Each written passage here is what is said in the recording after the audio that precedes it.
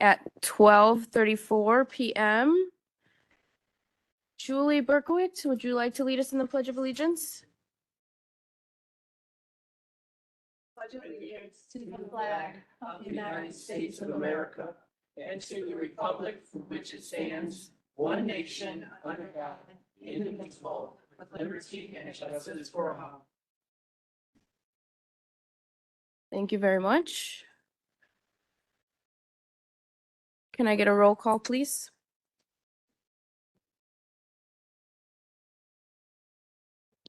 Ogala, Here.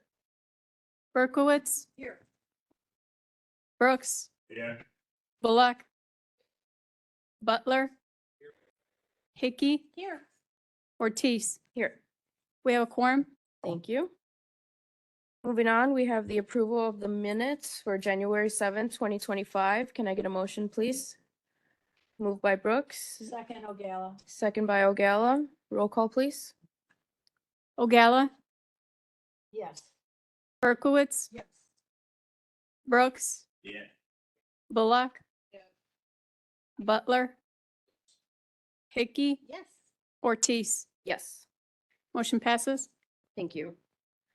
Moving on, we have the miscellaneous legislative reports. Attached, you can find the ISACO News and Views for January 28th, 2025. I encourage everyone to read over the newsletter and also to join any ISACO policy steering committees if you have not already. Next, we have old business, federal legislative update. Do we have?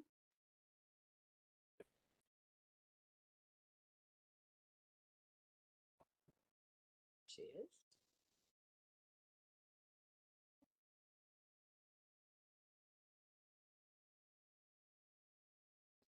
Can you hear us? Hi, yeah, can you hear us? Yes, we can. Yay. It's great to see you guys. Happy Tuesday. It's been a really busy few days, few weeks, months since we last spoke. As you guys know, President Trump was inaugurated on January 20th. And since then, there have been several executive orders, federal staffing announcements, just changes to the shape and scope of the federal government, including department charges, agency charges. A lot of that is still being understood by those departments and agencies themselves. The biggest executive order I think that's come out in the past few days has been on the federal funding freeze and the OMB, the Office of Management and Budget's accompanying memo, which caused a lawsuit. The memo was rescinded, so federal funding is not freezed as of today, as of the past few days since the memo was rescinded, but that is still being litigated through the courts. There's currently, without doing a legal analysis because it's still being understood, but there's currently a temporary restraining order preventing a federal funding freeze from going into effect. Again, that's still being litigated through, I think it's the federal district court in Rhode Island and also in DC. OMB and the White House are working internally to understand what they could potentially legally freeze. It's going to take, I think, a lot of time for OMB and the White House to decide what will get frozen should any federal funds ultimately get frozen and rescinded. I'm sure you've seen the word impoundment thrown around too, and that would just be the president exercising his right to not spend funds Congress has appropriated. And there are some legal questions still on the scope of what impoundment could look like. But for now, CDBG, formula funds, funds to individuals, including Medicare, Medicaid, and Social Security, are still continuing as normally scheduled. We will keep you updated on if OMB issues a second memo and just what the status of the federal funding will look like once we have that. So that's what's really been going on in the White House. And then Congress, the Senate their schedule is just packed with confirmation hearings and confirmation votes. President Trump's cabinet has been largely sailing through that process. Even if some of the votes have been party line, much of his cabinet is being confirmed into their positions. We expect as more cabinet members are confirmed and other key staff which require Senate confirmation, once they get in, we'll see more of the president's agenda fall into place and more of his executive orders being sort of operationalized and seeing those impacts. Again, we'll keep you updated on that. The House really has taken over the overall plan and outline for what budget reconciliation will look like. We're still working on on understanding the details of what the reconciliation package could be. We're very confident that the tax reauthorization will be part of that. And so again, things are sort of changing by the minute here with what reconciliation could look like. I think once we see that budget resolution, which is the first step in the full reconciliation process, we'll share that with you. We'll have a better sense of what can move, but just realistically, and maybe I'm getting a little too in the weeds, with the narrow margin that the House Republicans have, it's going to take a lot of, the entire House Republican Party is going to have to agree on the bulk of these provisions in order for them to get the simple majority needed to pass through the House. And that's not even talking about what is viable Senate side. So things are really fluid right now. We'll continue to keep you guys updated on all of that and all of the executive orders. Things are really changing in Washington by the minute. I know we've said that before, but this is, I think, the truest it's ever been. I'll pause there for Brett or KP if there's anything you guys want to add, and then if not, I'll turn it over to questions. Thank you. Yeah, good afternoon, everyone. Good to see folks. I think Catherine really covered the bulk of what's going on. There's a lot of information that's being directed from the White House and the Office of Management and Budget that is then going out to federal agencies that just don't have the staff in place. You're noticing, and what we're seeing is that once secretaries are getting into some of these federal agencies, that directives and orders are being pushed out because they have a lead that's been nominated or been confirmed by the U.S. Senate. So we're seeing more work and orders going out of those agencies. And as Catherine said, several of the secretaries for major agencies have been confirmed either last week or this week. The reconciliation process is taking up a lot of the time in the House and the Senate. It sounds like because of the narrow margins, as Catherine said, that it's becoming more difficult of a process. And so we're watching it closely to see if there could be any impacts on programs important to the county. But right now, it still feels like it's further away than we first expected. The goal by the House majority was to get the budget blueprint done by the end of this week, and that's gotten punted. There's also talk that maybe even the Senate might start the process. Again, that's up in the air. The hope is that they can get done with fiscal year 25 legislation. They still don't even have a top line number, and then move on to 26. And that's a whole lot to get done while all these other things are going on with federal agencies. So we're closely monitoring this. That doesn't even talk about some of the other big pieces of legislation like the National Defense Authorization Act and other things that we might be monitoring. But to say it's a little busy in Washington is an understatement. It's very, very busy right now. I'll leave it to questions if anyone has it. Happy to answer anything unless KP, you have anything else to add? Okay, looks like she does not. So any questions? I just, for your panel anyway, I just want to make sure that this statement is true. All funds that were being withheld, except for funds that benefited the American people, right? So any funds that benefited the American people are being released, like Social Security and Medicaid and all that. So when we're talking about funds that are being held, we're talking about funds other than the ones that directly affect the American people. Is that a correct statement? So currently the OMB memo that would have frozen funds has been rescinded, so it's not in place. When that memo was in place, there was supposed to be a carve out for those individual assistance, like you said, Social Security, Medicaid, Medicare, federal student loans. And I say supposed to because since the memo's been rescinded, currently no funds are frozen, but it's our understanding that no matter what a second attempt at freezing would look like, funds, payments to individuals will be carved out from anything frozen.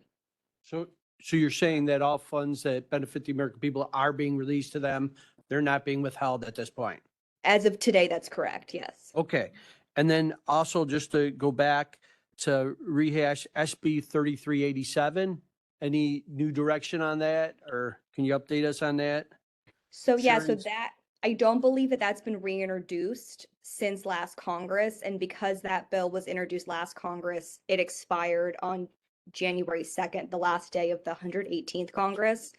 I have not seen it reintroduced in the 119th Congress. So you don't anticipate if the appointment is made for Mr. Kennedy that that will come back?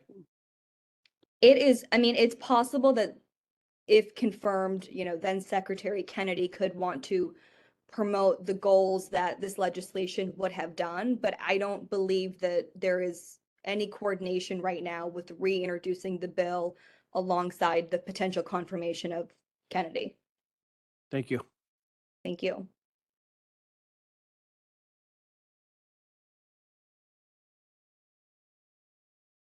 Hi, Catherine. I just wanted to ask about the idea that the cabinet confirmations are sailing through.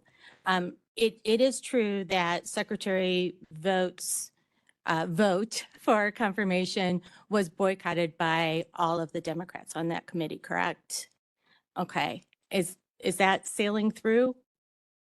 I believe based on the margins of the committees that the majority party, so the Republicans, can still all vote yes and have it still meet the committee requirements to advance out. So even if Democrats are voting no, as long as all Republicans are voting yes, it will pass.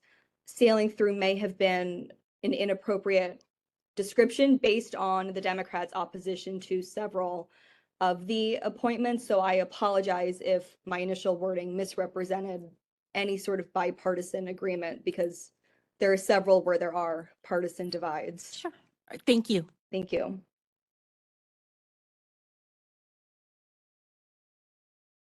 All right, thank you very much. I do have a follow-up question to follow up on what Dan was asking about with Senate Bill 3387. Is that something that we would be able to tell you? So today we are presenting a safe food resolution just for discussion, but we might consider passing it. Is that something that you would be able to take back to our federal legislators and say, hey, this is something that we passed at the county level. Would you be interested in reintroducing legislation such as this one? We'd be happy to share with your congressional delegation the county resolution, and we can also work with you on a letter, if like a cover letter, if you'd like to write one. It's just helping make sure that we're representing the resolution exactly how you'd like it to the delegation. We can work with you on that for sure. Okay, thank you so much. Any other questions for federal legislators? Looks like none. Thank you so much, Catherine. We really appreciate you. Thanks, guys. Have a great Tuesday. You as Thank you. well. Take care. Bye. Thank you, Brett. Okay, moving on to our state legislative update. Good afternoon, everyone. This is Ann Schaefer with Next Strategies Group. I am coming to you from Springfield. Glad to be able to represent you here. The legislature is back in session this week. Last week was their first real week back after inauguration January 8th. They are in the period now of filing bills and drafting bills and all of that fun. As of talking to you right now, there are 4,209 bills that have been filed in the State House and Senate. Quite a few of those are empty shell bills. This Friday is the deadline for filing, and I anticipate, I wouldn't be at all surprised if there were a couple thousand more that pop up by that time. So we are working diligently to sift through all of those for you and highlight issues that may align with your legislative agenda or maybe things on related topics that you would want to review. The legislature does have deadlines by which bills need to be heard. through their first committee, second committee, first committee onto the floor, second chambers committees, et cetera, before their planned adjournment May 31st. So we'll be watching as those bills progress and updating you throughout that. The governor will be giving his budget and State of the State address on Wednesday, February 19th. So that will sort of set the tone as well for how the state is going to operate in the face of a projected $3.2 billion deficit headed into the next fiscal year. So the budget is certainly going to loom large over many of the conversations this spring, legislative and otherwise. So that's a brief overview. Happy to answer any questions.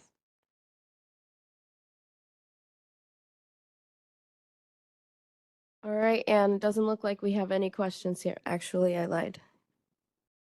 Member Berkowitz. Thank you. So, Ann, I'm just wondering, what are you hearing in the background? You know, we've got a luminous deficit. And moving forward, I mean, if you look at your own personal budget, that's quite a dilemma because many of us can't go out and get extra money, or maybe get another job to supplement our income. So what are you hearing from our representatives there It's a regarding great that? question. Yeah, and I think we'll know a lot more based off of what the governor presents in his address coming up here in a couple weeks, as well as lawmakers and legislative leaders' reactions to that. As daunting as $3.2 billion sounds in the face of a $51 billion budget, it's not as overwhelming. The governor's recent public statements are that he would like to not, and he thinks we can avoid any tax increases to be able to resolve this. So it sounds as though everyone is being prepared from the state agency level through lawmakers to need to make cuts. And so I think that will be a very difficult topic of conversation for lawmakers because the last several budget years have been really good for the state. They haven't faced issues like this in quite some time. And so many new lawmakers have not had to make these tough decisions. But when the forecast was originally made last year, the deputy governor who handles the budget for the governor did release a memo to the agency directors basically saying, get ready, be prepared to make cuts. All grants that have been created in the last few years are the first on the chopping block, but there will certainly need to be deeper cutting, potentially anyway, to resolve this. So I think that's the chatter right now, is holding off on new programs and taking a hard look at newer items in the last few years to see how close they can get just by some belt cutting, tightening to be able to get to that 3.2 billion. But we will learn more here in a couple weeks as we see what specific proposals the governor lays out and whether the legislature reacts in a way that is in line with those or has strong concerns and needs to go back to the drawing board.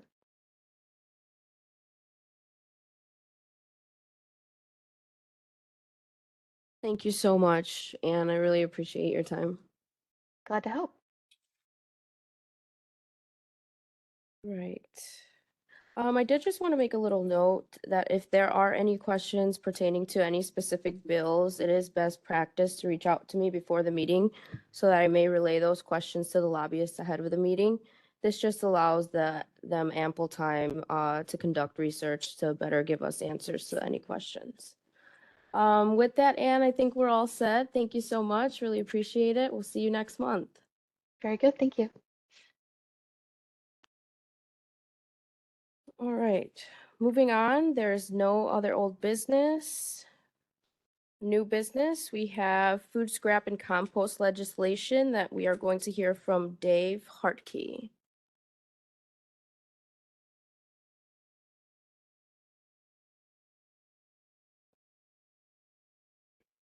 Good afternoon.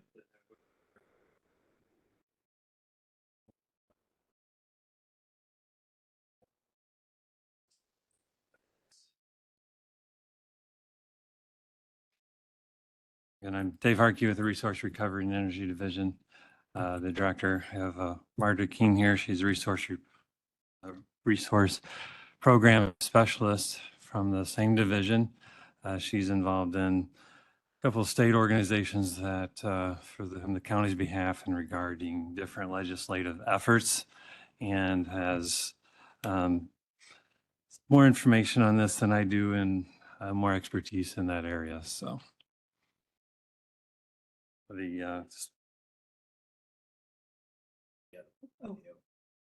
just one other thing we'd want to add, we did approve the Will County Solid Waste Plan last year.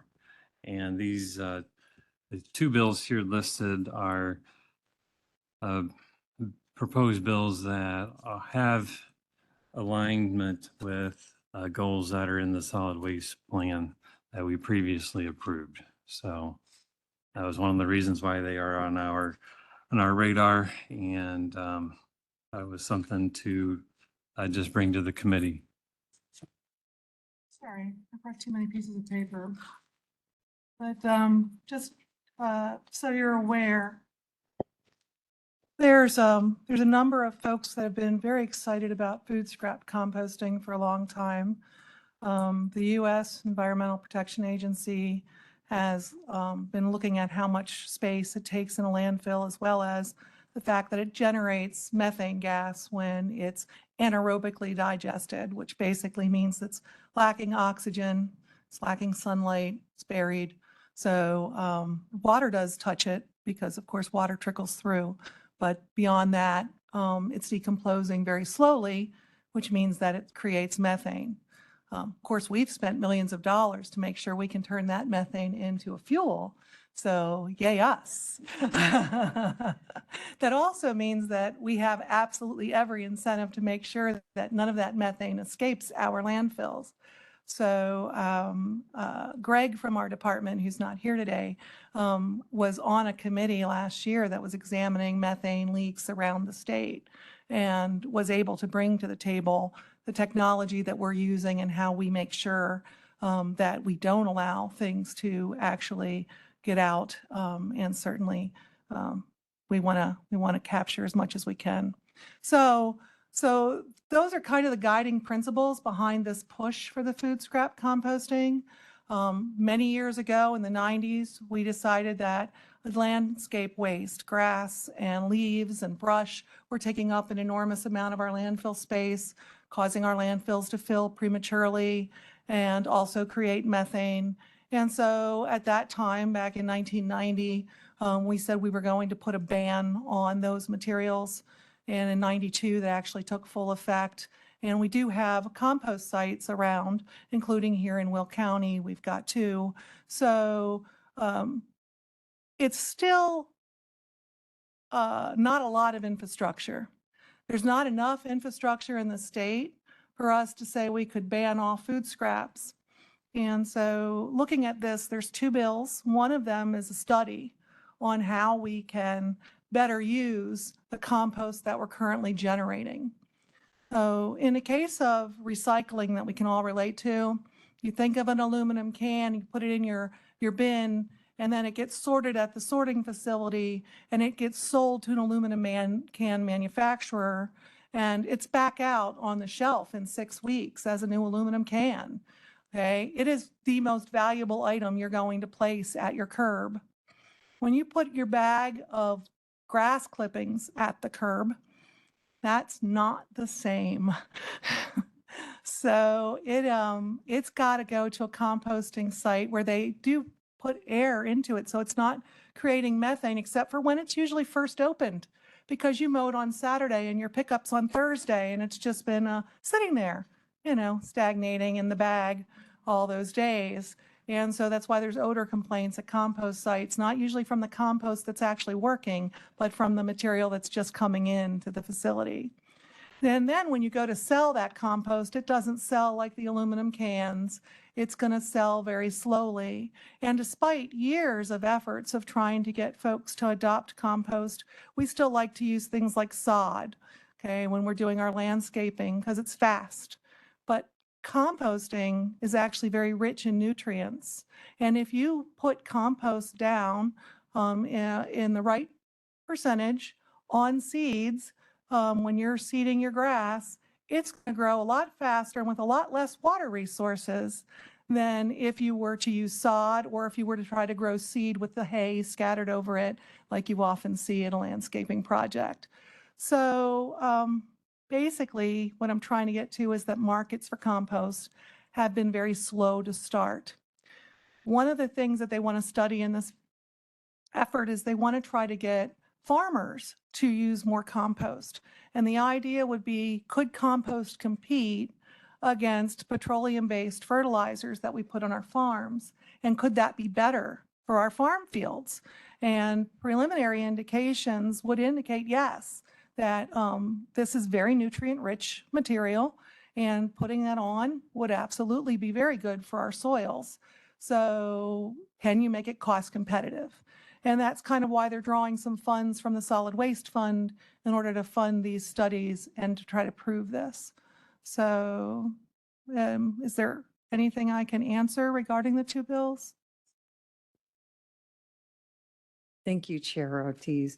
Okay, so I've got we compost at my house. We compost everything, leaves, and we never have enough leaves. I steal all my neighbors' leaves. I want all the leaves I can get my hands on. But we've been doing it for as long as I can remember.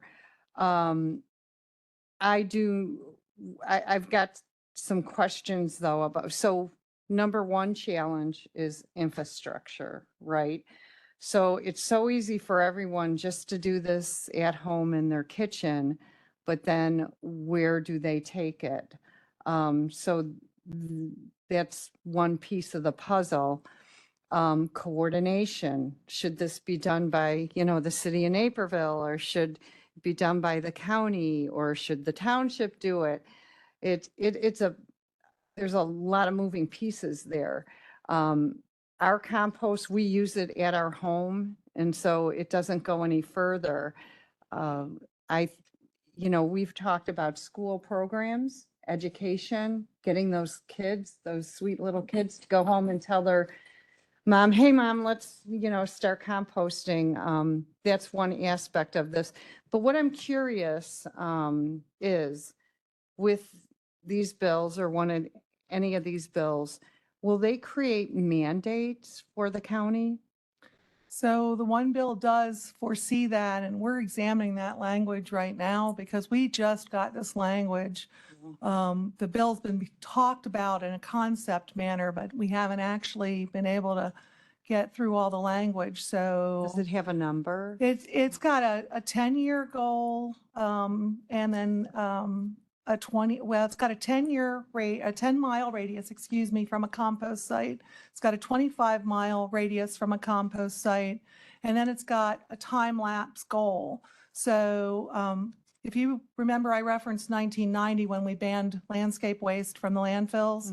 We had very little infrastructure at that point, and consequently, there was no enforcement until 1992, even though the ban technically took effect in 1990. So most of the folks that look at these kinds of things say we can't have a ban without a plan. And so Right, exactly. very catchy. So there's a plan. Marta, is there a bill number or just a concept Yes. bill?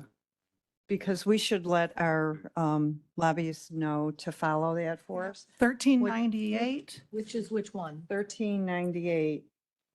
and let's see, 1397. Which one is? The solid waste compost study is 1397.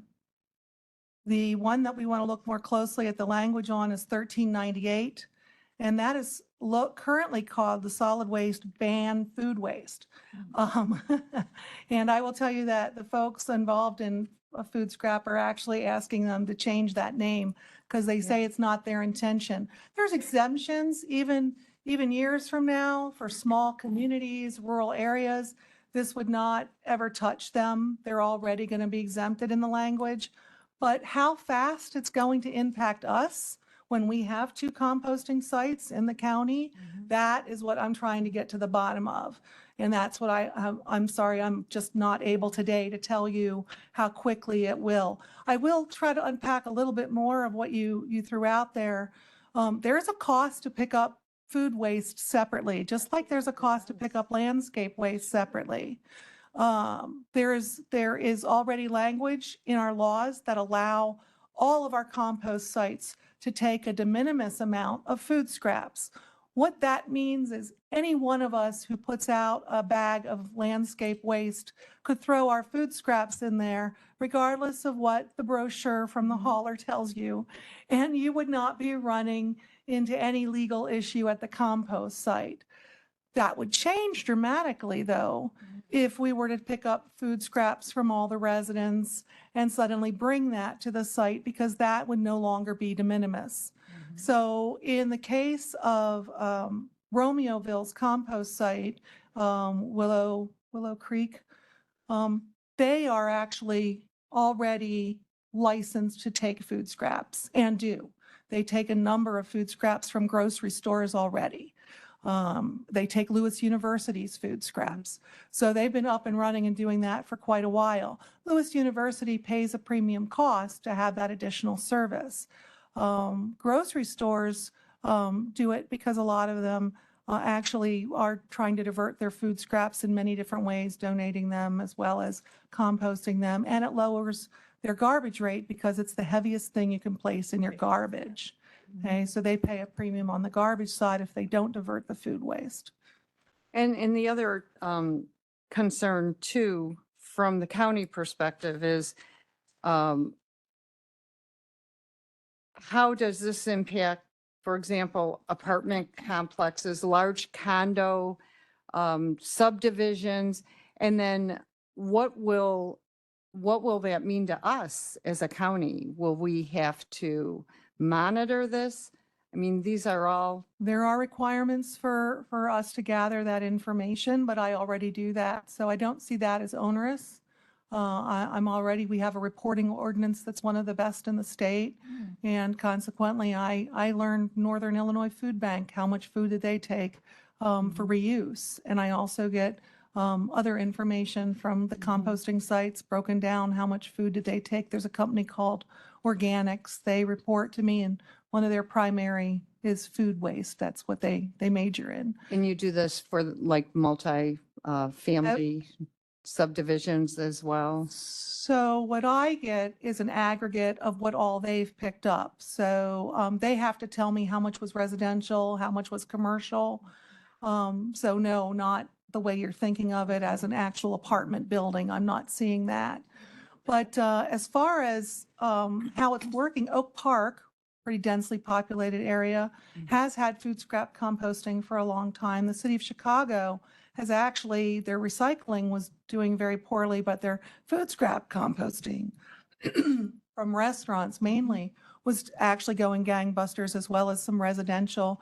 They had people on bicycles, of all things, picking up food scraps, and people subscribe for a very nominal fee to do that, especially in some of the more green areas of the city where people really care about doing that.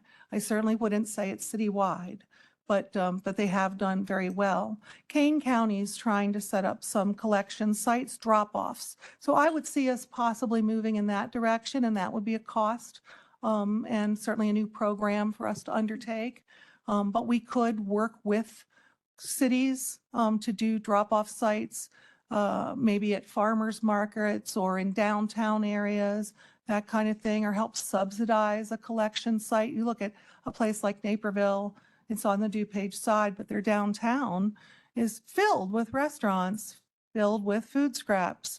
So for them to set up some kind of a collection container, and all of the restaurants have a swipe card, so they get charged according to the number of times they use it. Those systems are available and could be implemented.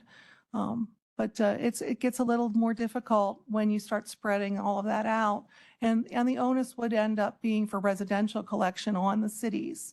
And then also on townships, like we have the 2 townships that do garbage and recycling and some landscape material collections for their residents. We would want to try to get more townships to do that, to help our unincorporated residents. But we would also, I just want to say, encourage, as we always have, backyard composting. And there is a language in this bill that would allow people an exemption if they have a backyard compost.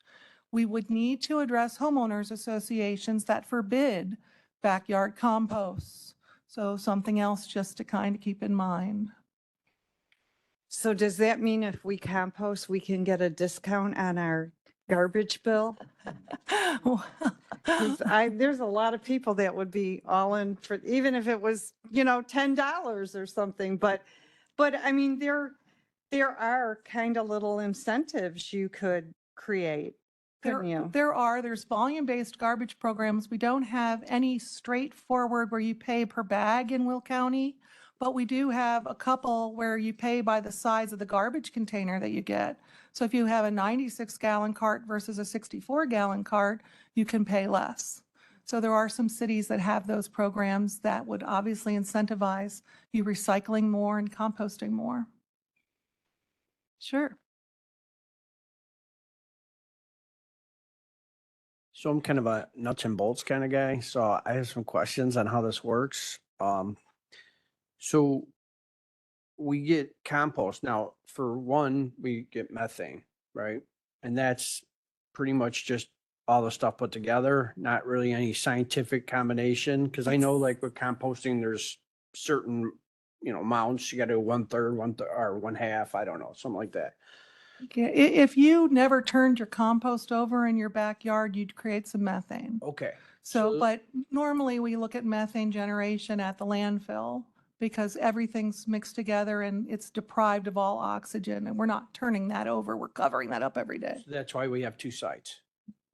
No, we have 2 compost sites. So the That's what I meant. compost, That's why we would No. have two composts. One is where the methane is built up with compost, and then the other one is when no, I'm not understanding. yes, that's okay. So you have the landfill where the methane is being generated. Right. And then we have the RNG plant that captures all of it. Right. So we're not releasing it and causing any problems. But we have 2 compost sites, which should not be producing any methane. Okay. So they're the same. the only way that you might get some methane would be when you first open those bags I described as sitting there for a week in the summertime. Yeah, but it's very minimal. It's not really anything somebody could fly over, measure, say, oh, they're generating methane. Compost sites are aerated. So that air is canceling the So- production of methane.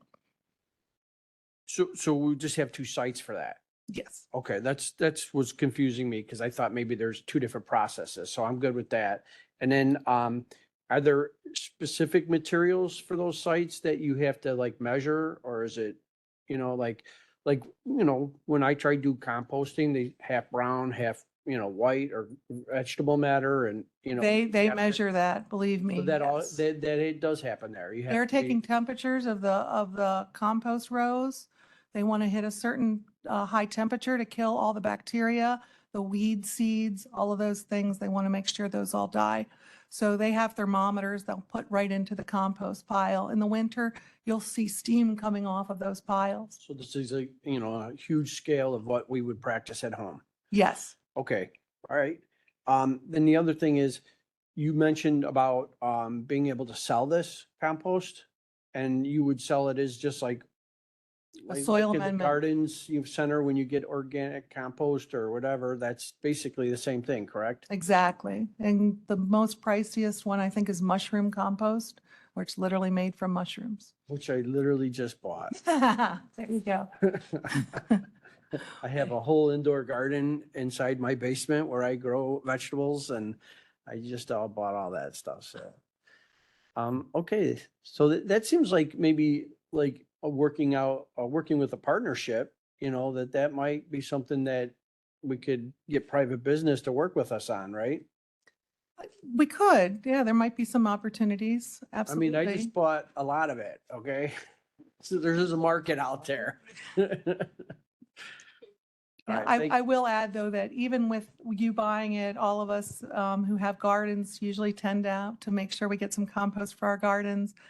It's not a big enough market. Almost every compost site has reported to the group of us when we kind of try and get their feedback that at the end of each season, there is still compost that they will either spread on their own farm fields or they will give away because they're unable to market all of it. And that's causing the price of the service to be higher.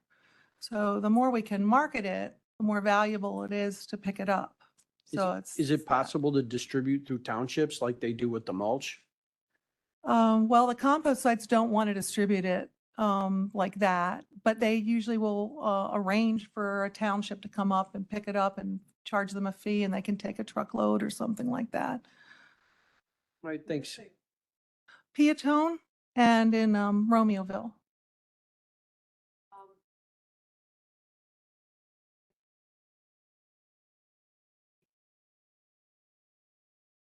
I think if people were aware of the location, if they have like a pickup program or if that's possible. When I lived in the city, our favorite place to go was Yvonne's Pecans. And we'd go there to the plant, pick up all of the pecan shells we wanted. And I had them in my garden, in my beds, and the squirrels would go crazy. So it was entertaining, but it was also very good for nature. And you just went during a certain time and you could fill up your buckets, your pickup truck, whatever you had. So that, because I'd be willing to grab some if I knew it was available and they had it. So maybe they could consider doing that. Well, I know a couple of years ago for Compost Awareness Week, we did give away compost. It was I want to say maybe 2018. I'm trying to remember what year. So I believe we did it for 2 years. But we had a nice pile right here in front of the county building during Compost Week. And people came and they shoveled it, and we had burlap bags. And then we also had some over at St. Francis University. And there was a public pickup there, and then the university spread what was left around their grounds. We didn't have any left at the end of hours. We came back on Saturday. We didn't staff it on Saturday. We came back, we saw people were taking it. And Sunday, we stopped by and it was virtually gone.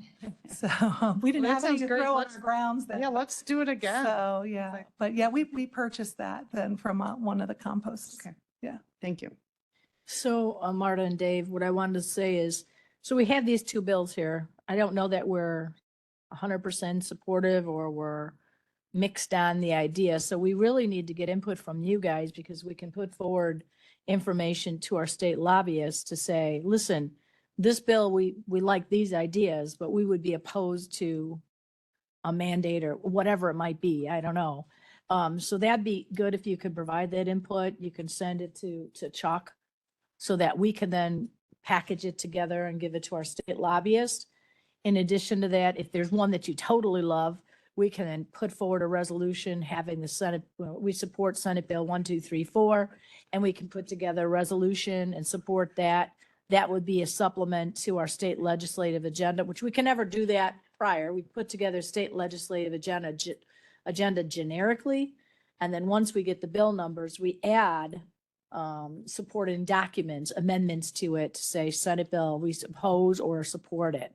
So if you guys can provide that to us when you have that, the sooner we know, the sooner our lobbyists can work for it and we could possibly get a resolution passed here. And I wanted to mention about last year at the executive committee, I was bringing things forward, and one was Green ERA, which is a food digester in Cook County. Do you know about that, right? Yeah, I haven't toured it, but yes, I So have. you guys should tour it, and they collect the scraps from the restaurants and they regurgitate it all and make it so that it could be put, say, on a farm field or something. At this point, they're not doing that. Like with biosolids, that's all set up and that's free to a farmer because they got to get rid of it. In this respect, they're not sure what the cost benefit is to a farmer. It has to be less than a petroleum product.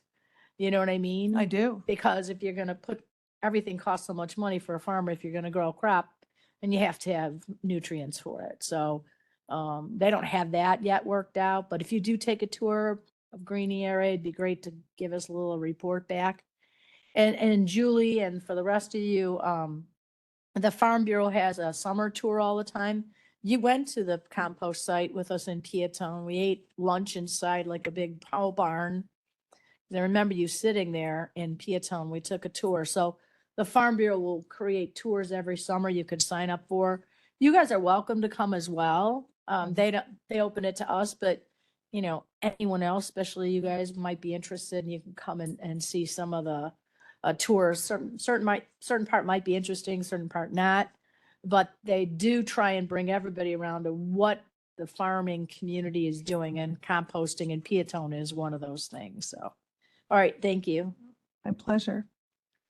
Thank Um, you. I did just want to mention that this is something that we have included in our legislative state agenda for 2025. And like Judy was saying, if we can get some feedback from you all on some more specifics, that we should probably outline in this language here as to, you know, what we don't want to see, what we do want to see, specific bill numbers and things like that. That would be very helpful for us. And then we would maybe look to pass a resolution at our county level. But that's for further discussion, of course. No, and I think the compost and digestive study, that one, absolutely, there's every reason to do that. And we just want to look more closely at the language on the composting and how much it's going to hit the residents. Because there obviously is a cost. And we were also kind of trying to figure out if it would have any impact on the RNG facility as well. Electronics bill. Yes, so we did want to mention, and I brought a handout. This is a rough draft. We were just editing it this morning, so if you want to pass that around here.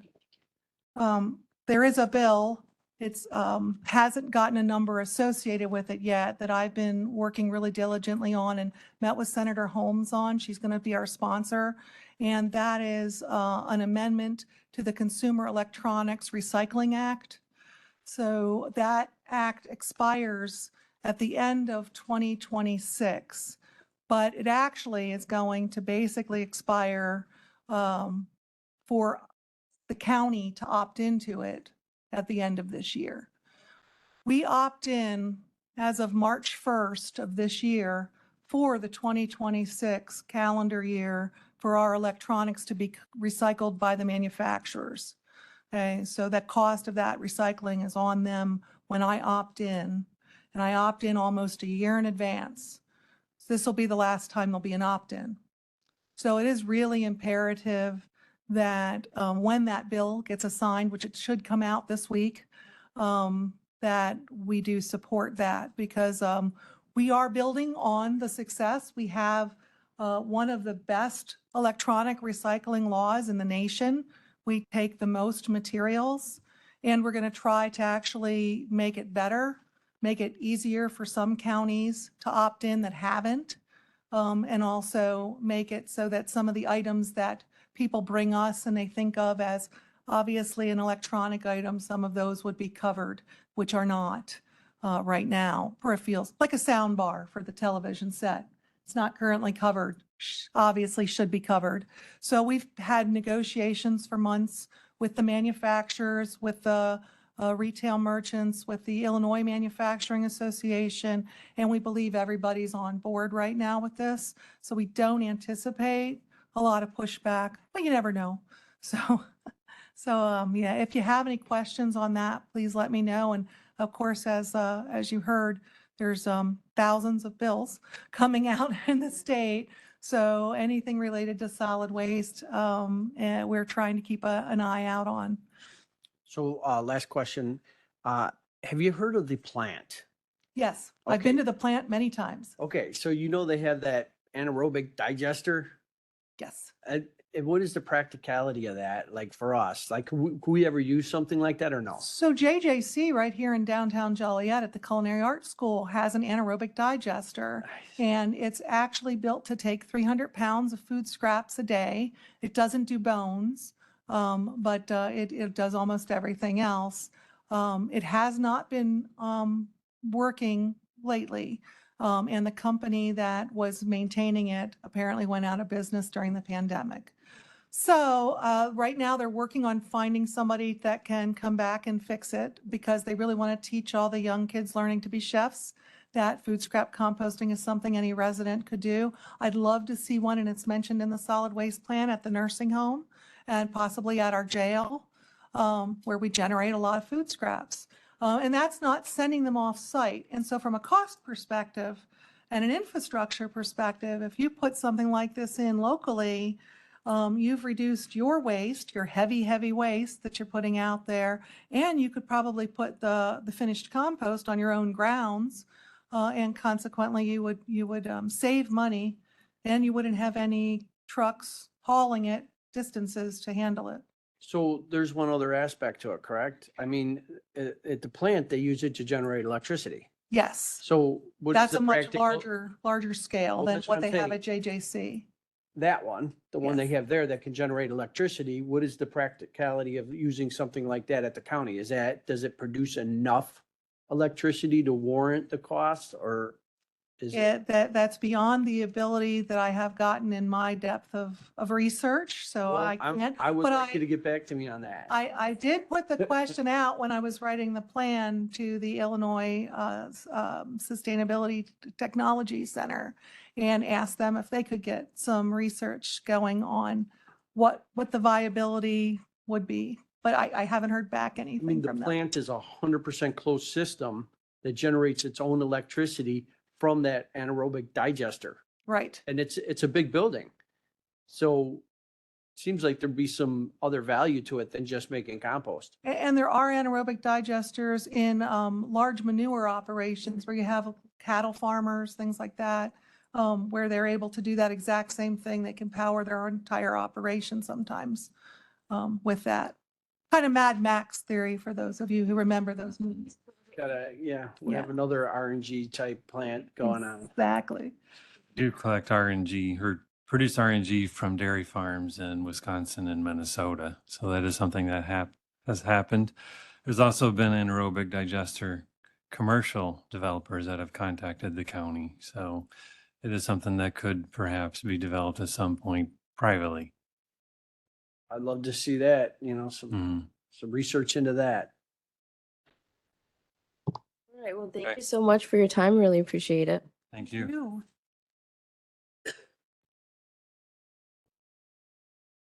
Moving on the agenda, we have our state legislative update and breakfast with the board discussion. I've asked our Chief of Staff Pelkey to update us on this, so take it away, Chuck.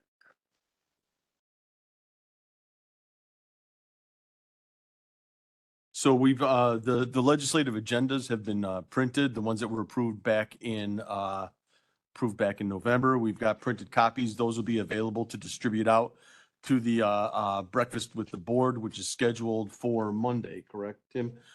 Tim Hendricks from our staff has been working hard on putting the breakfast with the board together.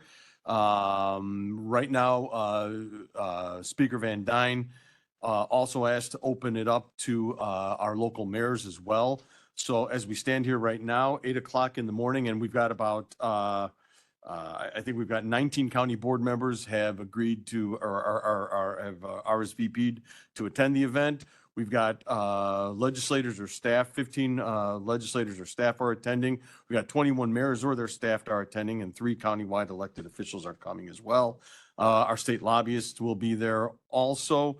So again, we're serving a continental breakfast. It's as we call, we're kind of following the model that I think Chair Ogalla set up last year. It's just an informal session, an opportunity to come. I think Joe will make some just quick opening remarks, and then it's a continental breakfast and an opportunity for our county board members and our state legislators and our mayors to get together and speak informally about the issues that are on their mind. We're posting that as well, just so that we make sure that we don't have any Open Meetings Act violations.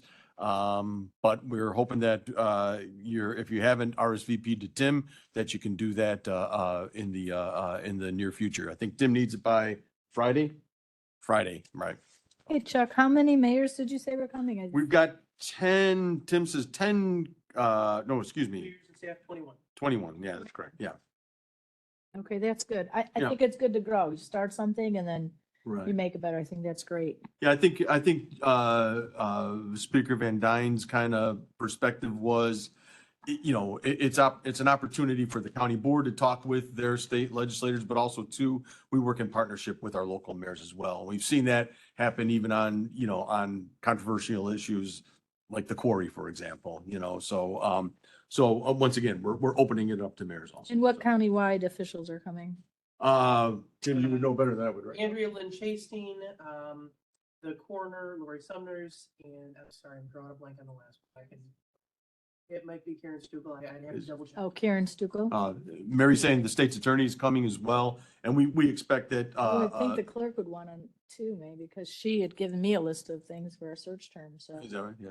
I would expect too that the county executive will be there as well, so.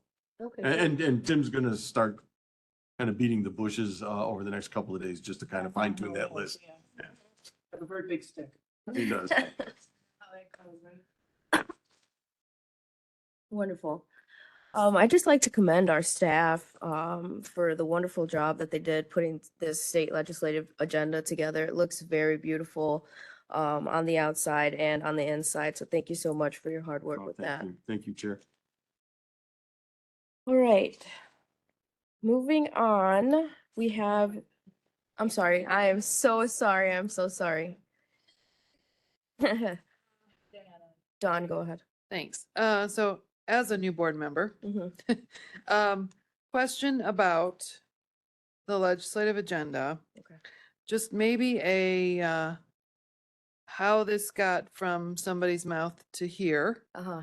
process of who's involved in putting this together. And then the other question that I have, and I don't know who gets to answer this,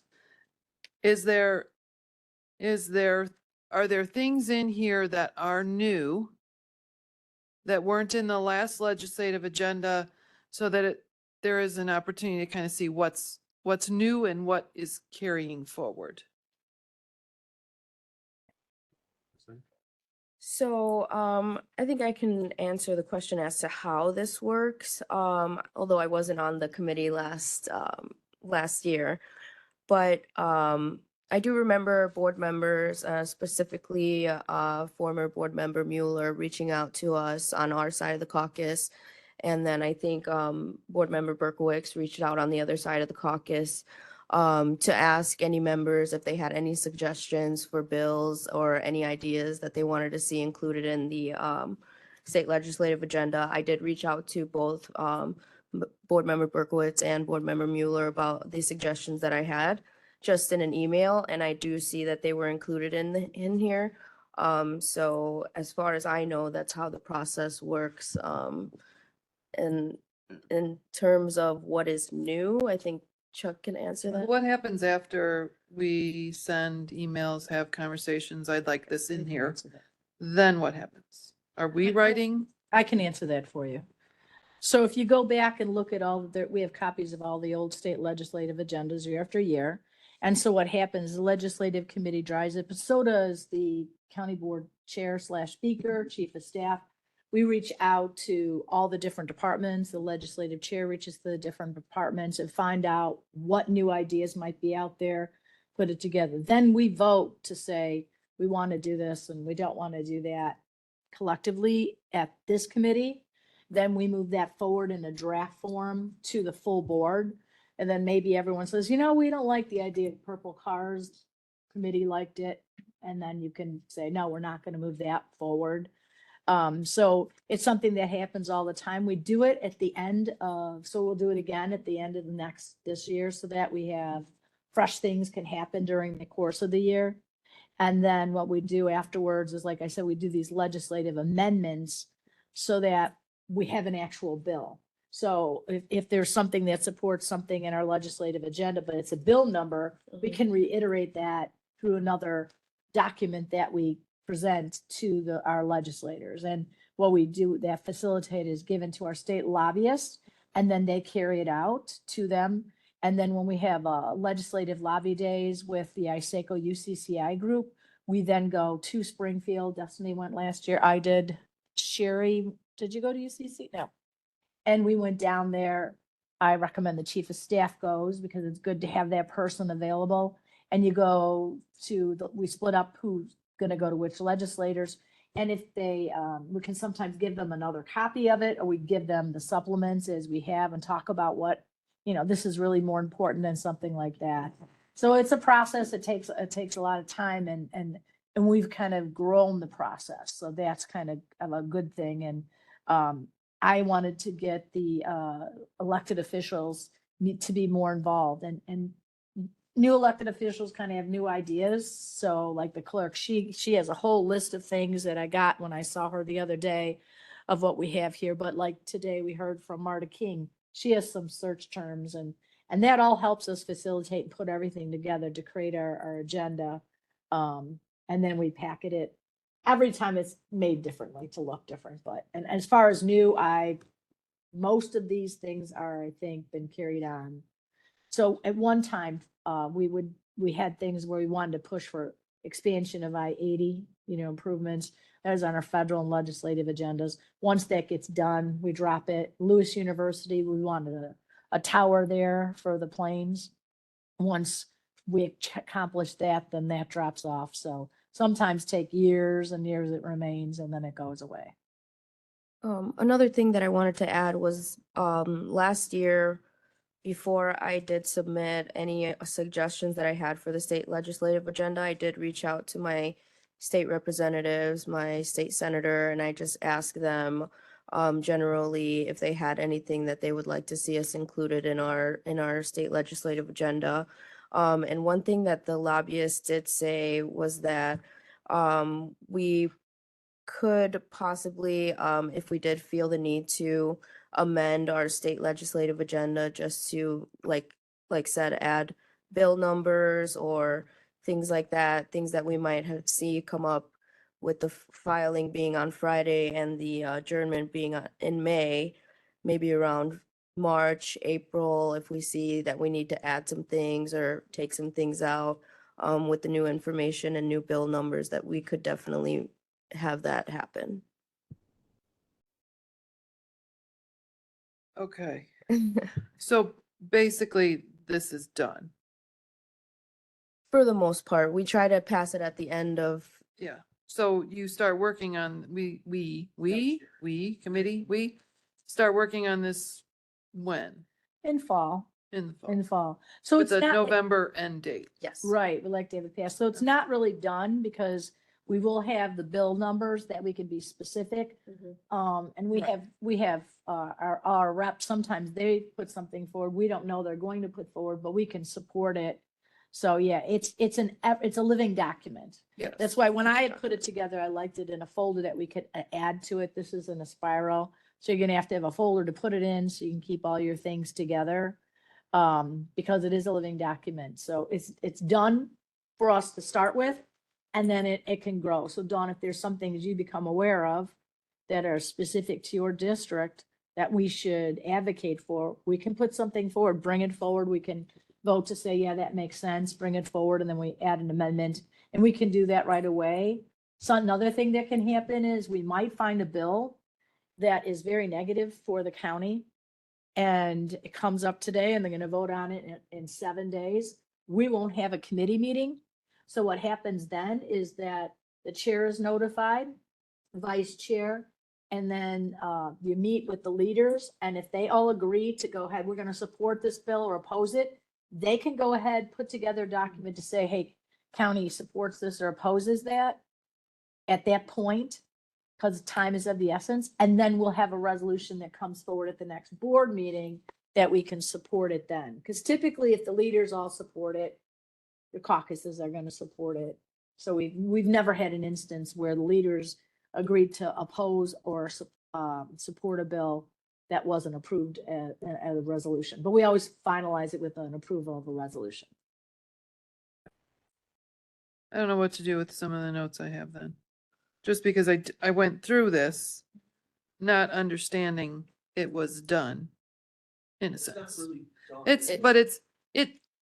We're not gonna debate and change anything in this document, in this meeting, in any meetings No, right now, right. right? So, yeah, so that for me, that means done.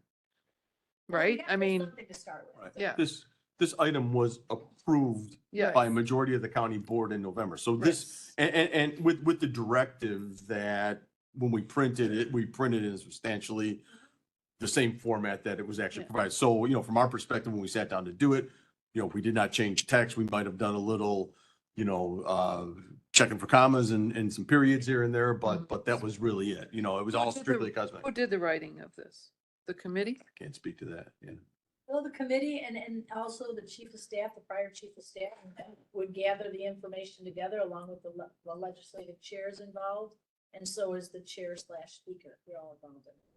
For instance, when they asked me, they gave me a couple things to check on. I talked to Marta. Marta said that there was something in there. So it needs to be in there. Yeah, okay. And so sometimes One the page. department, right, sorry, I talked without it on, sometimes the department heads, it's specific to them, they provide us with the wording. You know, and we just put it forward because we want to support or elected officials, something that impacts the clerk, say only. We want to support her, so we add it and they provide the wording to us because we don't know what to put in there. Right. But again, as Judy said, I believe if there's something that you want to see changed, amended, I think that it would be a good opportunity for you to bring that forward to the chair, to the leader, so that we can talk about it, because this is a fluid document. So if you have any suggestions on any amendments, you should definitely bring those forward so that we can try to make that happen. But this was passed by, every item was voted on individually. And the majority of the board supported them. That's how they ended up in here. So some were not put in because they weren't supported. Okay. So the committee doesn't, this committee doesn't decide what goes on there. The board does. Right. It's, you know, ultimately. I just asked Tim to kind of check the vote on this, and it was unanimously Yeah. approved with 2 county board members absent on that. So Yeah. I will say this too. I think we found as well as Chair Ortiz and I were talking just on the scrap composting. We realized that I think it's supported here in the legislative agenda, but it's a 10,000 foot kind of view of scrap composting. And then as the conversation kind of moved through this process here, we found out that there might be some other issues that, you know, might need a closer look at with regard to the business model, I think, as was being pointed out. So those are things that might be, might be the subject of amendment down the line on that. Member Hickey? Hi, thank you. So no shade, but I've already found an error here. Okay. So these are all printed and ready to be handed out to our legislators. Where did you find the error? Page 3. Unless I don't know that there's a word diminishes. I think it's diminishes. We've done proofing on this, and thank you for the shade. If you want to, we can always reprint them and get them done. If you find a typo in there, again, we did our best to edit, a document that we were handed, and, we did clean up some of it. We'll get down to diminishes. Sorry to heckle you from the cheap seats over here. No The problem. hard thing was You're not the the chief. change. The hard thing was the change. So you Right. had previous chief of Know staff how it works. and Yeah. operations manager, and then Chuck got it. Oh, well, that's a way to save some money. Okay, so I just want to be 100% crystal clear. We have had, the new members on this board have had absolutely no input into this, nor will we before it's given to our lobbyists and our legislators. Okay, I wish there was some way to mention that. I mean, obviously, I realize that if you make it analogous to like the 2040 transportation plan, clearly that came out, I don't know, in the 1800s or something. So I don't think we were able to have input into that. But I would love there to be some way for the general public or whoever picks this up to know that, because I mean, I have several pages of notes on Yeah. things that I have questions and disagreements with. Okay. So, Look at it, address it, and know it. Okay, well, right, Yeah. but and so just so I understand as well, you're saying to bring these issues to you and to our leader, we are not going to have a discussion here in this about, About I the mean, that's, legislative I thought that's agenda? what the committee was So, for. no, yeah. So actually, I did, and then thank you for bringing that up because that is something that I did try to get on the agenda for this meeting. Uh-huh. I hope that with further talks with Chair Van Dyne and our Chief of Staff Pelkey, we will be able to get it on for next month so that we can discuss amendments that you see fit. So please keep your notes, bring your notes, because I do anticipate that we will be having a discussion next month. Okay, thank you, Chair. So if I can add though, Destiny, so here's the thing, we have to have a document to prepare. The state legislative general agenda is a general document. There's nothing specific in it. And most of the things like come from the public health department, come from the veterans. They just submitted them to us. We put it, Public Health and Human Services. The health department brought those forward. They brought a ton forward. And we said, what are your most important? Because we can't put everything in this agenda. So many of these things were not created by county board members rather than another elected official and for their departments. So, because it's a collective thing. I don't know that you'd have to all vote and say, listen, emergency management, we do not support nuclear safety preparedness grant program. I'm just picking one out because that's what I'm looking at. Do we want to have a document that we had printed that's changed? That's probably been on the agenda for a long time, I'm guessing. Maybe there's something we could add to say when we've added in a numbering system or something like that. So I don't know that we're going to tear this apart. Mostly the amendments are just to add or support of a bill or opposition of a bill. We typically don't print these up and then change them. We typically have not done that.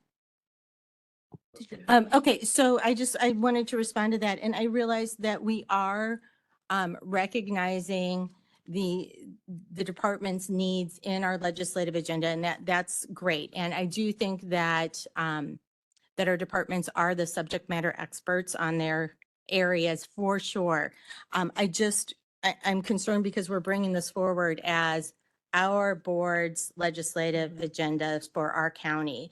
And I just want to make sure that, you know, that there's a place for us to input. Yes. It can't just be a boilerplate from the departments if we put our names on it. Yes. So thank Right, you. and so we do review that, Kelly. We do review it and say, like I said, we did not put everything that the health department put forward because it was one, too expansive. And two, some of the board members didn't agree with maybe, let's just say vaccines, because that's a hot topic, right? Well, it's a hot topic. So we just didn't put, I just picked something, Kelly, not to have an argument about it. But we do that. So as anything that is on the county board, when you're the newly elected person, everything is the way it is when you come in, and you may agree with it or you may not agree with it. The good point is you're on the board, you have the opportunity to speak. So when we create the next one in November, the finalized version between now and then, we can work on different things. Something new might pop up that we've never had before, like we never had solar. You know, years ago, there was never solar, so nothing was ever on our agenda opposing or supporting or anything. So we didn't have it on there. So things change over the course of time, and it's just working towards the document. We have to have something that's good and solid. And in this case, everyone did unanimously vote for, except for two people who, because they were absent. Could be you were on the board and you would have voted, no, I don't support that, but everyone else in the room did. That's just how, unfortunately, it goes. And, you know, you just say, hey, I didn't vote to put that on there, you know, it'd be on the records. Yeah, so first of all, I just say welcome to the team. That's the way it happens. I was in the same position you were when I came in about another topic, you know, where I was just like, well, I wasn't part of that board, you know, and I fought a lot.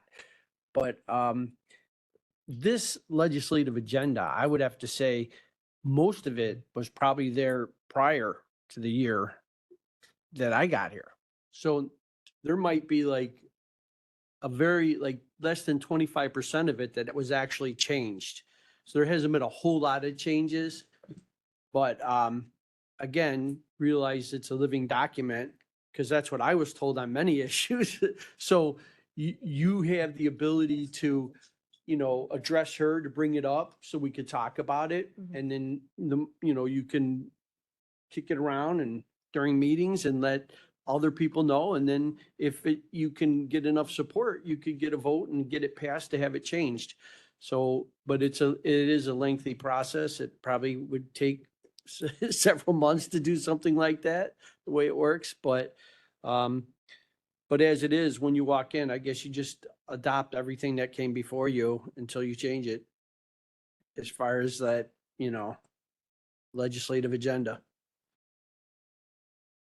Yeah, so, actually, sorry, go ahead. Thank you, Mhm. Chair Ortiz. Yeah, Dan, I remember Butler, sorry. I do appreciate what you're saying.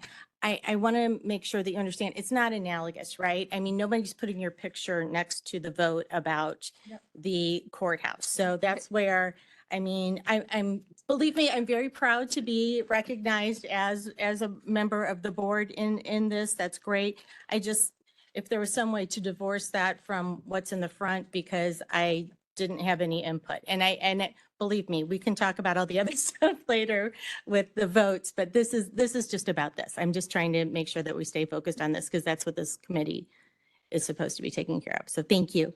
So if I understand, so your concern is that because you didn't vote on this document and you disagree with certain passages in this document, that you wouldn't want your picture connected? Because again, I mean, the document is something that at the end of it, it provides information about the county board members, where our legislators can reach out, or where the public can reach out to their current county board members, essentially. So the board members who voted on it in the past are no longer board members. So, but if that's, I mean, some of them are not, right?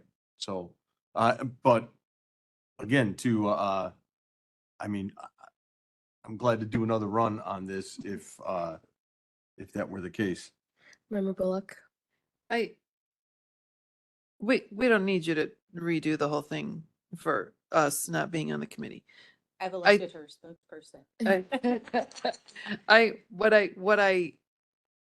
I guess the issue, and I truly haven't seen anything in here that's like earth-shattering, conflicting, Mhm. anything, okay? But not having been part of the conversation that brought some of these forward, and then going to a legislative breakfast Mhm. at which this is going to be passed out and I could be asked about something that's in it and not have the background and the conversation that happened that brought us to some of the specifics that are in some of these things. Mhm. Is not that I want my name on it, but it's Right. the idea that I wasn't there for that conversation. So I can speak to it the best I can, but that's the piece. And it doesn't help us to go to something like that and look like we don't know what we're talking about simply because we weren't on that committee to begin with. You know what I mean? So So the breakfast with the board is really a networking type of meeting. So you, as a new, say I'm a newly elected board member, I represent whatever village village area you represent. And everyone knows that you're new and you wouldn't know that. Very rarely are there specific things on here. Sometimes we do get a direction, say, like, let's say mass transit, that's a big one. The county as a whole does not support this reorganization of the mass transit system from what it is. And Jennifer left the room. She doesn't support it. ISACO doesn't support it because we want the involvement and the representation we have today. So that would be something that we might be specific to our elected officials on. We could talk about solar, for instance, and I don't even know if solar's in here, but you might have that conversation to say, listen, the siting taking away from the county board has caused us a lot of grief. And we have really only denied the ones that are very close to residential. Is there something you guys can do to help us out here? That would be a conversation. So I guess what I would say, if there's specific things you want information on, send an email to Destiny and Chuck, and then they can help get it so you have some background for that meeting. And we have to watch what we say Because Mary always will say it's an open meet, we don't want to be in violation of open meetings. So typically, two people might be chatting to somebody, but you don't want to have all of us sitting in the room saying, hey, that's why we don't have like a big thing. We could do it, but we've not done it like that. There's Matt Murphy, who's one of our lobbyists, had suggested doing a roundtable at some point with our legislators on specific things, in which case we'd have to post it as a meeting and stuff like that. He's our we only had him 2 years, so it's new ideas coming from them that we learn as well. So if there's things on here that you don't know about, Dawn, please just reach out. Same with you, Kelly, because we were all new at some point. And we were stuck with a legislative agenda that we didn't know about either. We are going a little bit over, so I am going to ask for these final comments to be wrap-up comments, starting with Ms. Williams. Yes, I just wanted to say that, unfortunately, that's the name of the game, right? Because there's many things that we are putting our names on that we voted no on, but it's coming from the county board. So this is the same type of thing as far as that goes. And I would say too, like you say, as we all were new, we didn't know, so we just say, I wasn't really in on that. So, I mean, you can. So again, like I said, there's always going to be stuff that the county board's name is on that I voted no, but it passed just the same. So this is, to me, is sort of the same thing. Member Brooks. And I like Kelly and Dawn, I'm new too.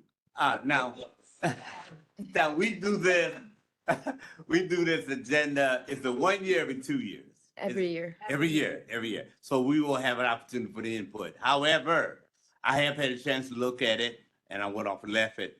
But as far as the breakfast is concerned, as long as the food is free, I'll come and eat and stay away from the subject that I had no input on. That's the best way I can tell you. Eat the food, stay away from the. And one thing, like everything from the health department, we're not experts on, right?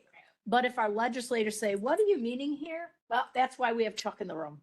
Chuck will be there, Tim will be there. They will take that note and say, Senator, let's say Ventura, we'll make sure we get you contact with Kathleen Burke, and then they can have the conversation. Because we're not the subject expert either from the things they submitted. I mean, there they are. They wrote it. We agreed because that's what they want us to support or oppose, so yeah. Okay, my final comment would just be if you guys, both of you and anybody else here really, if you have any additional comments, amendments, please reach out to me as soon as possible because I am planning on meeting with Chuck Pelkey and with Speaker Van Dyne about amendments and putting that on the agenda for next month. Okay, thank you very much. All right. Keep this next one as short as possible. Our discussion for Safe Foods for All resolution. You should all have a copy of the resolution in front of you. If you do not, let me know. I have extra copies here. I don't believe that there was an attachment. There was not an attachment. So I apologize that there was not an attachment, but we do have. All right, take a look over this. I can read through it really quickly. Would you like me to? Read it, why not? All right. Whereas it's a resolution supporting safe and toxic-free foods and the promotion of food safety within Will County. Just a little background on this. The reason why we're putting this forward is because Dan had brought up Member Butler, I'm sorry, had brought up as he had asked our federal legislators about Senate Bill 3378 or 3387. Which was a bill that was introduced at the congressional level, citing some safe food and toxic-free measures that they were going to try to put in place. So this was something that we were thinking about writing a resolution for NACO. I'm not sure if we had gotten that done yet. If we have not, we have until tomorrow to do so. Right, but our federal lobbyists had asked if we were going to pass something at the county level, so I figured we might as well go ahead and do that. So I wrote this up just yesterday. This is kind of a broad overview of of what the federal legislators had tried to pass. If you have any suggestions on how to tweak this, I'm more than willing to take those into consideration and amend this. But as it stands, whereas food safety and health are the utmost importance to the well-being of residents within Will County, and it is essential to ensure that all food products are free from harmful chemicals, toxins, and contaminants, whereas many common food additives, pesticides, and other toxic substances are linked to significant health risks, including cancer, developmental issues, and other chronic diseases, and whereas consumers have the right to safe, healthy, and toxic-free foods, and such foods contribute to a healthier and more sustainable future for all generations. And now therefore be it resolved that the Will County Board hereby strongly supports policies, legislations, and regulations that promote safe and toxic-free foods at the local, state, and national levels. Be it further resolved that the Will County Board advocates for increasing access to organic, non-toxic food options in local markets and food systems, especially in underserved communities. And be it further resolved that a copy of this resolution be forwarded to state, local, and national policymakers to advocate for the promotion of safe, healthy, and toxic-free foods. And I'll open this up for discussion. Member Berkowitz. So this is increasing the organic market for produce It would, and food is, I wasn't quite sure, what's included in toxins? so as it reads, it's advocating for an increase of access. I would include fluoride too. Okay. Member Butler. So I love it. You know, we're not making a law here. We're not passing a law. We're just saying we support legislation that is going to clean up our food industry, right? Make healthier foods. And we're letting them know so that our legislative people down in Springfield can pick up the ball and go. That's all this does. It doesn't, we can't do this. Right. We can't, you know, they're not going to reprint all their boxes for Will County and there's just, you know, but it's something that we want to move to, right? Because I mean, we're all concerned about the foods that we're putting in our bodies. So it's a great bill. I think it's going to come back anyway, but I love it. Member Bullock. I don't have an issue with the concept of it at all. What exactly is toxic free though? We've used that word Toxic over and food? over again. with Well, no you know, red definition. dyes that they put into like the Fruit Loops, the yellow dyes. I mean, if you like, some of these dyes actually come from industrial waste, like from when they make Coke from coal and they get that sludge, they use that to make yellow dye, and then they put it in our food. So And when the cereal manufacturers say, well, why are our cereals so much brighter? And why you have all these colors, but on the ones in Germany, they're kind of dulled and, you know, not as vibrant. And the answer was American children like brighter colors. So, I mean, it's ridiculous. I mean, the FDA doesn't have like a very stringent control over what goes in these products. Like in Europe, there's 1,000 more chemicals that are banned than in America. Okay, and a lot of these companies are actually, you know, getting money and donations from the very companies they're supposed to monitor. That's why they get away with it. When they say they put food coloring or natural flavoring, they don't actually go and find out what that is. The FDA doesn't, and so it's going in our food. So yeah, this kind of stuff, I mean, there's chronic illness in America that is caused by something. It's probably what we ingest. I mean, some of it's going to be our environment, but a lot of it's going to be what we put in our bodies. We are what we eat. I don't disagree. Is there a way to because when I asked you what was toxic free, you said dyes. That was like the one thing that you came Well, back. there's to a me lot with. of things that are. Well, but wait. So is there a way, whereas many common food additives, i.e. dyes, Yes. something, Yes. something, Yes. to give toxic free, It's very vague, right? yeah, Yes. like what, yeah. Make it less vague. Because the other thing yes, When I can, do I try to buy organic? Yes. I don't want to get to a point where that's my only choice, however, because from a cost standpoint, that becomes prohibitive for people as well. So I understand the underserved communities line, but at the same time, I don't want to limit the choices when the pocketbook doesn't match the price. That's, I get it, toxic, I mean, and that is also a choice we make, you know, I'm gonna eat that pretty colored food because, you know, I want the bright colored Fruit Loops. The dull ones to me look like, what's going on? But, you know, so I know this is not gonna change the world overnight. I understand 100%. It's not a bill, it's a resolution, it's a belief. 100%, I'm okay with that. I just want everybody to be okay with it. And so those are the things that I'm kind of looking Of at going, course, nothing happens without a or a majority vote. So were you asking for more detailed language? Yes, Or, I think- I just want to know what does toxic free mean? So like, what kind of toxins are you talking about? so the. But in a very layman's term, like So- dyes. Yeah, okay, so the language is loose because as I have found out in dealing with government, the more you put in it, the less likely they're gonna get to do. So you wanna just give your basic idea to the legislative body and let them craft it. If you try putting too many things in it, you're not gonna get as far. So you kind of got to give it to the legislators and let them go with it.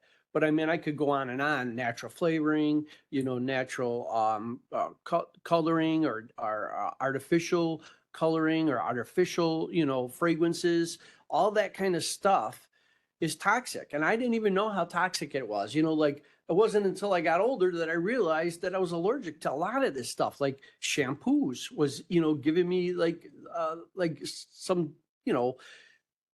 bothering my scalp, and then all of a sudden I use stuff without the natural fragrance and boom, same thing with deodorants.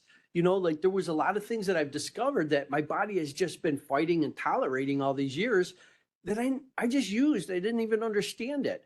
So there's a whole science, and I could get you like some different information where you will be amazed at even the stuff that they spray on your clothes when you first put them on, if you don't wash them, all the chemicals that you're subject to. There's just a ton of stuff. Yeah. No, I don't doubt you. I agree. Member Hickey? Thank you. Okay, so real quickly, I realize that you say are linked. So that is a little bit of equivocation. I'm wondering if there needs to be even more, like are potentially linked, because I don't necessarily know what developmental issues are caused by food additives. I mean, I know some pesticides, but I'm just not entirely sure that unless I had the concrete, like this causes this causes this, and a peer-reviewed study, that I would feel comfortable saying, that this is it. So I would ask that we add something that says potentially, just because. So you could look I up don't Senate Bill 3387, right? That's the Okay. federal one that Destiny had kind of used as a guideline when she wrote this. But, I hate to say it, but, if you start mentioning certain things, that might offend Monsanto's or, some other place, you may not get anywhere with this, I mean, seriously, like there's a lot of lobbyists out there that, you start naming their products or directing it at them could actually affect, and I hate to say it, but that's just the way it is. So keeping the language is bland as possible and letting our legislators kind of do their job to see how they can best move forward with it is kind of where we're at. But you look at how it was presented and see if you can get some answers from there and add it and see, Do you have any ideas? Member Williams? Yeah, I just think that, I'll ask. toxic, just the definition of toxic is enough to say that we don't want it in our food. So, I mean, I do think that if I see toxic, I'm leaving it alone. So I think that, So I think that the general nature of it is fine. I do think that, I agree with Member Butler that if we add too much, then that instead of doing what we wanted it to do, it would do the opposite. And you might not get what we need. I'm gonna ask that Kathleen Burke come and speak to us really quickly. Can you turn your mic on? Thank you so much. I am not an expert in this arena, but from a public health standpoint, there's a lot of controversy around what's an additive, what. However, I like this because it demonstrates that the county is supportive of healthy foods. And as the science comes out, then you could take on each specific additive and then you could go after it that way. And I think that leaves it broad, and I think it leaves it as an opportunity. Red dye was just out, FDA finally came through and did Right. something, right? Right. So like, yay. So we've got some movement there. But at least it presents the conversation that this is on our mind and this is something we think about and that needs to be analyzed more closely, not just passed through because a lobbyist says that's what we want you to do. So I agree with the generality. That makes any sense? Thank you so much. Okay, so I think Kelly brings up a good point. It wouldn't, I don't believe it would reduce the statement of this resolution if we were to say, whereas many common food additives, pesticides, and other toxic substances can be potentially linked to significant health risks. I think that's where you were going, and I think that's a good suggestion. It doesn't, I felt that was a good point. And also, I just want to say, I mean, I know you're talking about chemicals and things like that, but I looked up the word toxin because toxin is not toxic. And the definition of toxin is living organisms.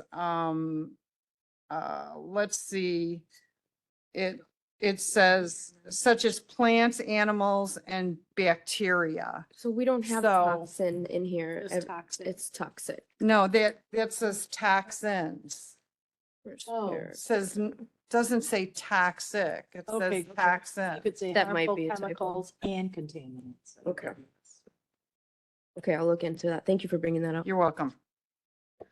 All right, I feel like this was a very healthy discussion. I appreciate everybody's feedback, and we will take that into consideration moving forward the next meeting.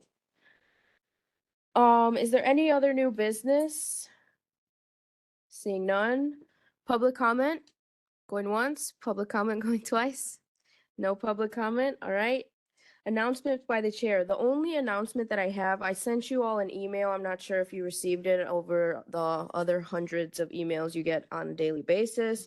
But if you can, please submit any search term words that you would like our lobbyists to keep on file so that they know what to look out for when they're tracking bills. That would really be appreciated. Just send me a list and I'll send it over to them as soon as possible. With that, I don't believe there is any need for executive session. I will entertain a motion to adjourn. Motion second. All those in favor say aye. Aye. All right, meeting adjourned. I didn't.